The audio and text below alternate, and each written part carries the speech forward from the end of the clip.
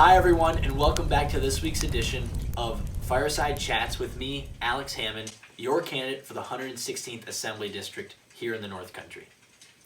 Our topic that we're discussing today actually comes from Facebook. It was a comment that we had on our original post when we first decided to do this talking series. It comes from Ginger Story Welch, and she said, "How do we keep our young people here in the North Country?" I think it's a great question and a great topic to discuss, and it means a lot to me being a young person who actually came back to the North Country. I care about this community, and I think there's a lot of people like me who care about this community and want to stay here. Unfortunately, we don't have the exact infrastructure to keep them here. What's the infrastructure that would keep them here? A job. You know, people don't want to live with their parents for their entire life. So they want to be able to be independent on their own. And in order to do that, you have to have a job. Unfortunately, here in Jefferson and St. Lawrence County, we have the second and third highest unemployment rates in New York State. It's not something that's improving. Over the last 2 years, it's only gone up. And we need to bring a viable plan to Albany in order to combat this issue.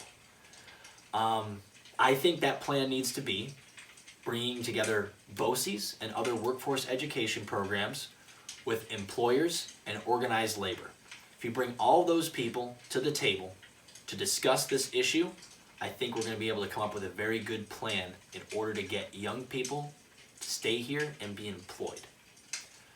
How many times do you see, plumbers, HVAC workers, and other blue-collared jobs here in the North Country not being able to fill people to work for them? A lot. Here in our district, here in New York State, and in the nation, blue-collar workforce, it is hard to find people who want to work, who are trained to work in blue-collar workforce. So that's what we need to attack. We need to attack that right at the source, and that is training our young people in order to get them into those trades. While they're in BOCES, have them already speaking with an employer, have the employer already working with BOCES to have them work on exactly the trade or exactly the equipment that they need to be working on and trained in when they come into the workforce. As soon as they are trained and ready to graduate from BOCES, they're going to be easily able to slide into that job, and that's working with the employer and organized labor, which we've already seen organized labor kind of leading the forefront on this. They've kind of harkened back to their apprenticeship programs that they originally started back when unions became a thing. And that's, being able to take a young professional and train them on a certain trade so that they can do it. So it's fighting that narrative that you need to go to college to be successful.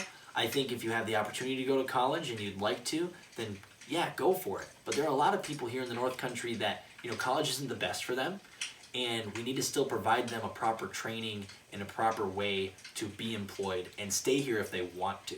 We don't want to hear people say, the last thing I want to hear is a young person tell me, I really would have wanted to stay here and I love this area, but I couldn't get a job, so I had to move to another place, whether that's somewhere else in the state or a different state entirely. That pains me. If people want to stay here, they should be able to stay here, and that's why I think tackling the unemployment rate through that plan such as that is the best way to keep young people here. So thank you again, Ginger, for that comment. Please, other people, comment on this video with your thoughts and also other topics that you'd like to see discussed in our Fireside Chats. That's it for this time. Thanks a lot, and we'll see you next week.